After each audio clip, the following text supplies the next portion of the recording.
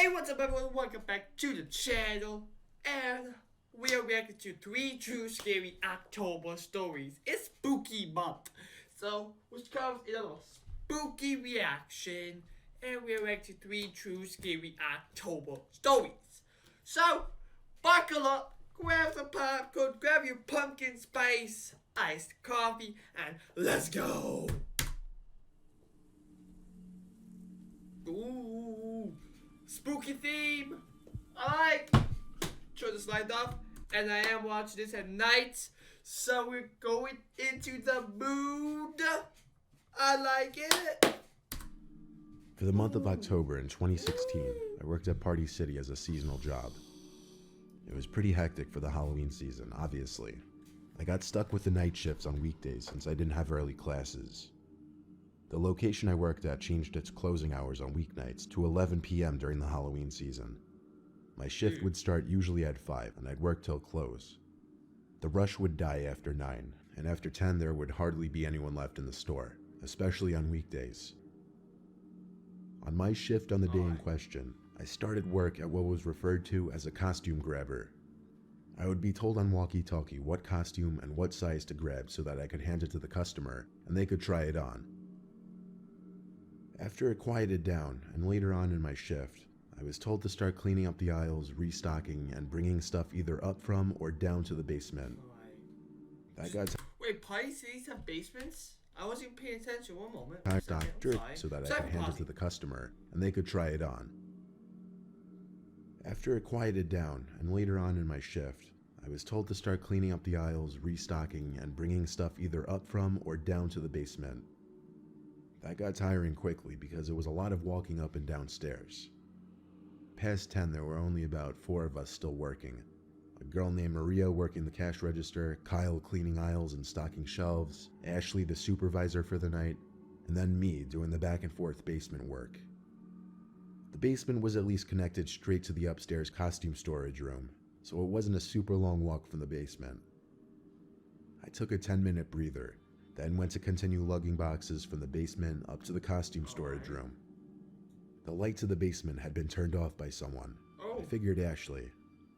I flipped the light switch back on, and down into the basement I went. No. As I was lifting... Oh no, we're not doing this basement. Oh God, no. No. Box of Don't go down there. girls' costumes, I heard something fall on the other side of the basement. Not to make you think this basement was really big, it was just one big circle full of boxes with a big shelf in the middle. I put down the box I was holding and slowly peered my head around the shelf. There was someone in a white hooded robe costume with a scary monster mask. Of course I jumped back at first, then I laughed, saying, "You got me." Whichever of my coworkers was in the costume didn't speak though. They just tilted their head to the side a bit, as if they were still messing with me. I had a feeling it was Ashley at first, even though she would supervise some nights. She was a clown. But then I realized this person was way too tall to be Ashley, so it had to be Kyle. I tried approaching him to remove the mask. He just backed away from me though. Then I looked down at the boots on his shoes.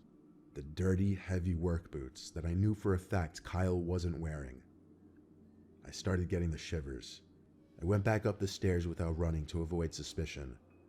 I shut the basement door and went straight to Ashley, who was talking to Maria by the register. I asked, "Where's Kyle?" and he literally called "What's up" from a nearby aisle. That's when panic set in. I asked if there was anyone else working that night.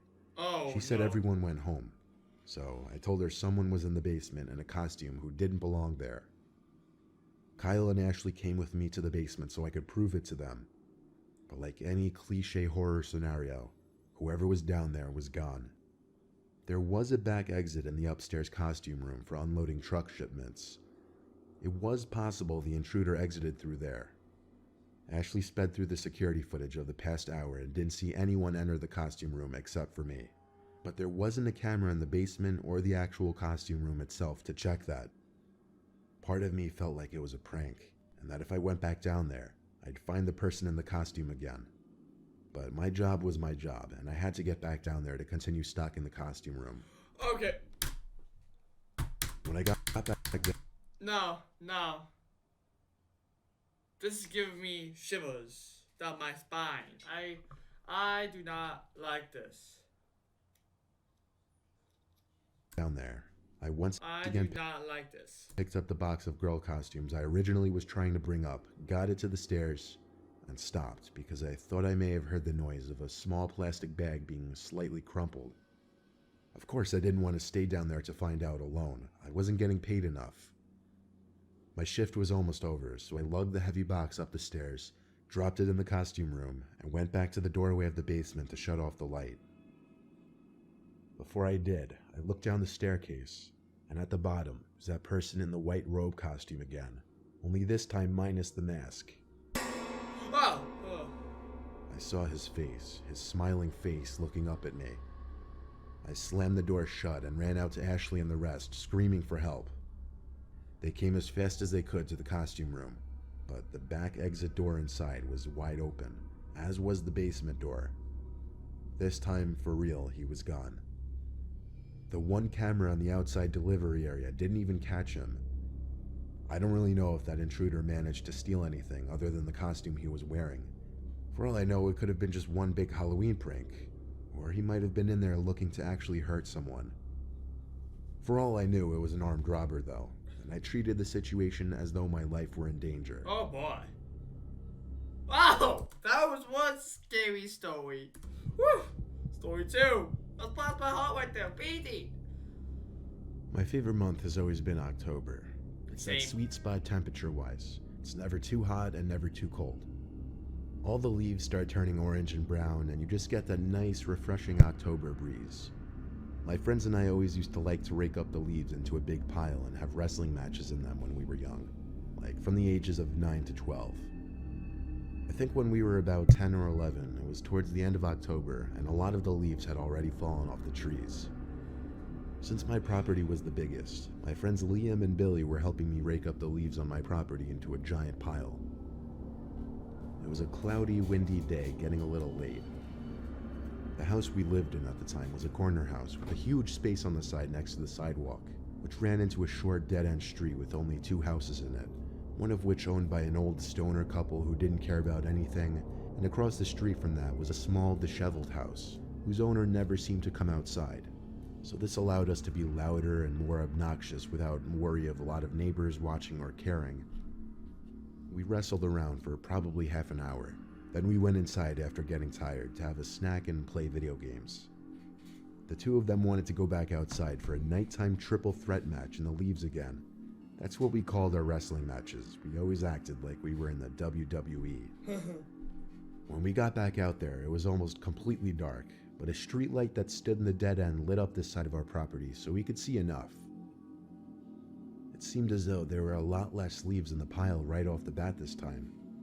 We tried wrestling a little more, but the pile just spread too far, so we had to grab the rakes and start building the pile again. Liam noticed a long, oddly shaped pile that we didn't notice from before. He went over to start raking it over to our main pile, but he seemed to be having trouble. He shouted, "There's something under the leaves."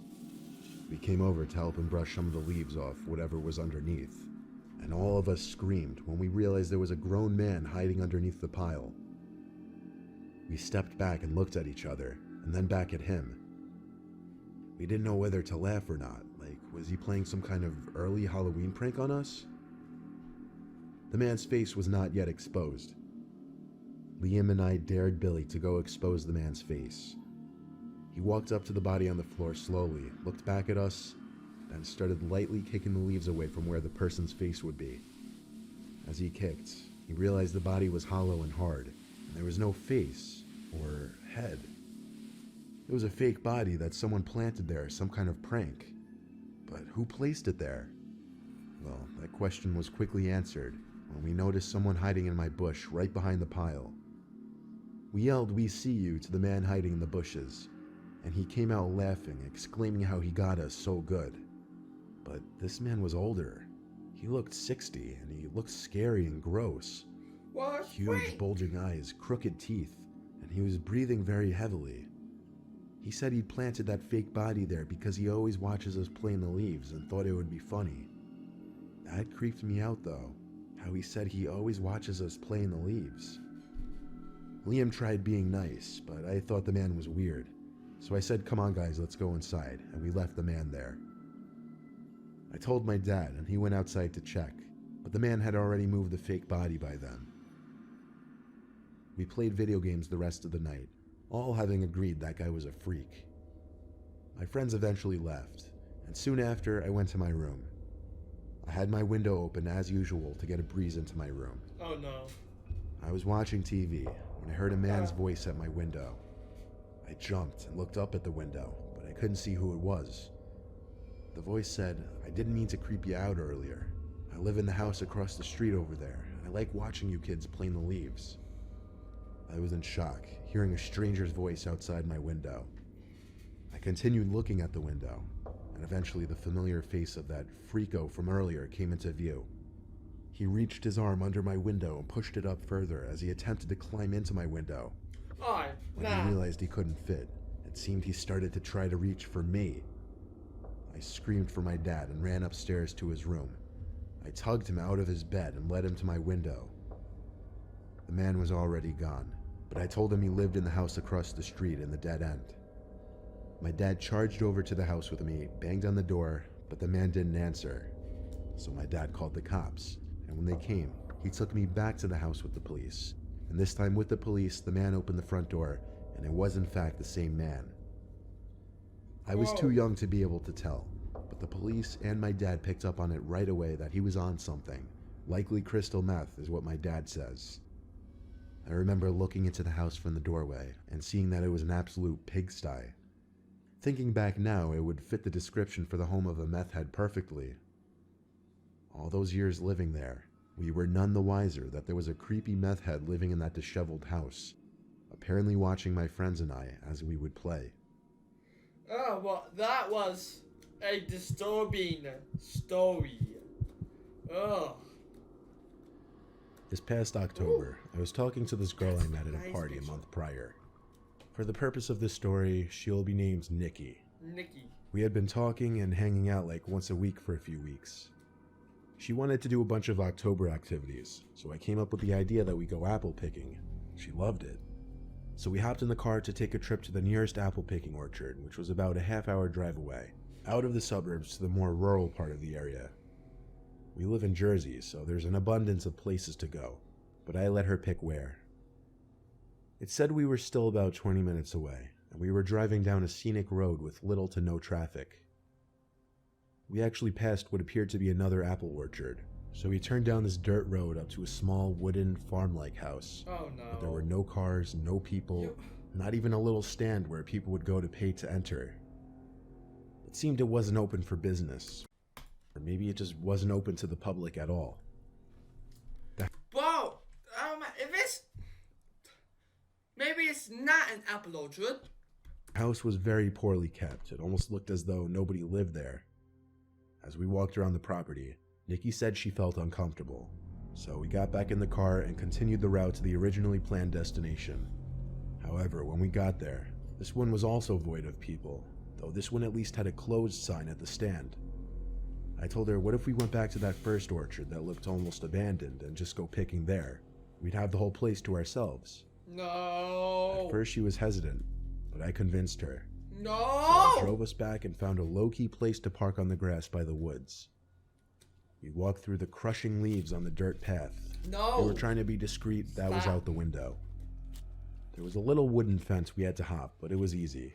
Stop. Once inside, we were hidden by the symmetrical rows of thick apple trees, but our feet were also covered in tall grass up to our shins. We started walking down the row of trees, filling the plastic bags we brought from my car with the best apples we could find, though admittedly there weren't many. There was a certain thrill in doing this, knowing we weren't supposed to. We had some fun with it. I would start launching apples up in the air, and then I would start pretending like I was going to throw apples at Nikki. She started screaming, running off, telling me to stop. She cut through a couple trees to another row, and when I got to the other side, I didn't see her. "Where are you?" I said. She called back, "I'm picking my own apples," and she actually sounded like she was a few rows over. I apologized, laughing, telling her I'd stop, but she didn't answer. I spent a few minutes trying to find her, and suddenly an apple landed right in front of me, which had been tossed from one of the rows nearby.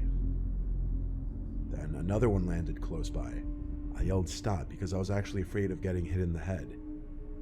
I ran through a couple trees, and each row I'd pass, I'd look left and right trying to find Nikki. I went down this row and went through the first couple of trees I could fit through to get to the next side. I looked left, and I actually felt like my heart launched up into my throat, because there was some guy, a young guy like 18 or 19-year-old, with long black hair to his shoulder, standing in the center of the row, maybe 5 trees away from me. It looked like he had a slight smirk on his face. He didn't move, so I did. I squeezed through to the next row and then the next. Then Nikki called my phone. I picked up in a hurry and whispered, "Where are you?" She sounded like she was in a panic. She said into the phone there was a creepy guy following her around. She tried talking to him, but he wouldn't say anything, and he looked like he wanted to hurt her, and her description of him matched the guy I just saw. I told her to meet me back at the car. Oh no. I ran the way back, and Nikki was already waiting at the car. We stopped to discuss what just happened, but Nikki yelled, "There he is," and pointed in front of us. I looked, and I could see him. He was half hidden by an apple tree. No! I could only see his left arm, left leg, and half his face. The way he was just creepily spying on us, I had to get us away. I did a 3-point turn off the grass onto the dirt road. We passed the decrepit barn-like house and got back on the road. We talked over possibilities. Maybe he lived there. We passed by a fruit stand on the side of the road with a few people working on it. Nikki and I lost our apple bags, so we figured we'd at least stop here.